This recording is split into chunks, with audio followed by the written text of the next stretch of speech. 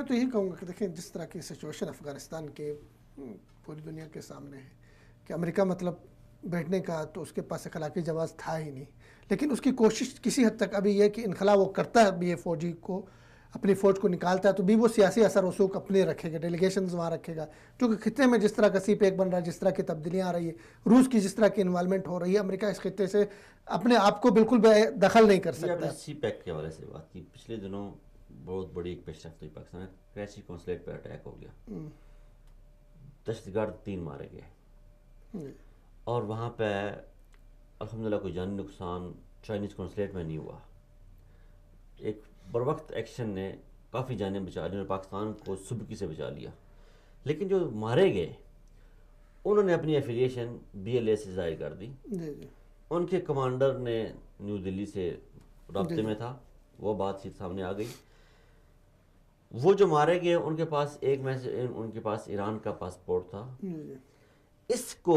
کیسے اب دیکھتے ہیں کہ یہ آپ نے سی پیک کی بات کی، پاکستان کا اگر افغانستان سے نکلتا ہے یا امریکہ کا افغانستان میں بیٹھنے کا مقصد یہ تھا کہ ایک اور سی پیک بنایا جائے جس کو 4 بہار سے جوڑا جائے، ادھر سے ایک سی پیک نکلتا ہے جو کراچی گوادر بندرگاہ پہ جاتا ہے۔ آج انٹرنیشنل میڈیا میں خبر ایک رپورٹ شائع ہوتی ہے انٹرنیشنل نیوز پیپر میں نے خود پڑھی ہے، مجھے نیوز پیپر کا نام نہیں یاد رہا، کہ جو 4 بہار ہے ایک کس آف ڈیتھ ہے گوادر پورٹ کے لیے۔ دنیا کو یہ بتانے کی کوشش کی جا رہی ہے کہ گوادر پورٹ کی بے نسبت 4 بہار زیادہ کارآمد ہے، مگر ایسا حقیقت نہیں ہے، کیونکہ آپ کو کھلے پانیوں میں سے تقریباً کافی زیادہ جا کے اندر جانا پڑتا ہے، پھر جا کے آپ ایران کے بارڈر پر جا کے لگتے ہیں۔ لیکن انٹرنیشنلی ایک اس کی پرچار شروع ہو جانا، پاکستان میں سی پیک سے ریلیٹڈ لوگوں پہ اٹیک ہونا شروع ہو جانا، BLA کا یکدم ایکٹیو ہو جانا اور افغانستان سے امریکن کا انخلاء کی کوشش کرنا، اس سارے کو آپ کیسے دیکھیں گے؟ پہلی بات تو یہ کہ یہ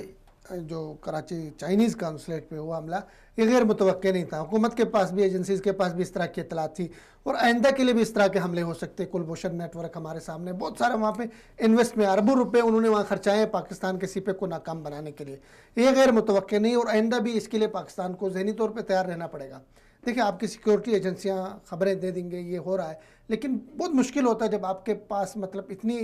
غیر ملکی ایجنسیاں آپ انوالو ہوں دہشت گردی کے، ہمارے لوگ استعمال ہو رہے ہوں تو ہوتا ہے۔ لیکن پاکستان کے جو پولیس فورسز ہیں، ہمارے سیکیورٹی فورسز ہیں، ان کو مبارکباد پیش کروں گا میں کہ مطلب انہوں نے ناکام بنا دیا اس حملے کو۔ اگر کوئی چائنیز مارا جاتا تو بہت حد تک یہ انٹرنیشنل ایشو بنتا تھا، ابھی نہیں بنا یہ ایک بات۔ دوسری بات یہ کہ دیکھیں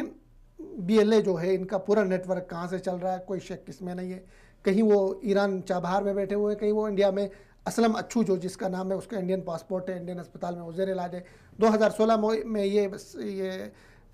کوئٹہ کے قریب ایک سیکیورٹی فورسز کے ساتھ حملے میں وہ زخمی ہو گیا، پھر واپس انڈیا چلا گیا، ایران کا اس کے پاس وہ ہے سارا ایکسس۔ تو اب دیکھیں ریجن میں یہ سارا کچھ ہو رہا ہے، انڈیا اس کو ناکام بنانے کے لیے کوشش کر رہا ہے، کسی سے ڈکی چھپی بات نہیں ہے،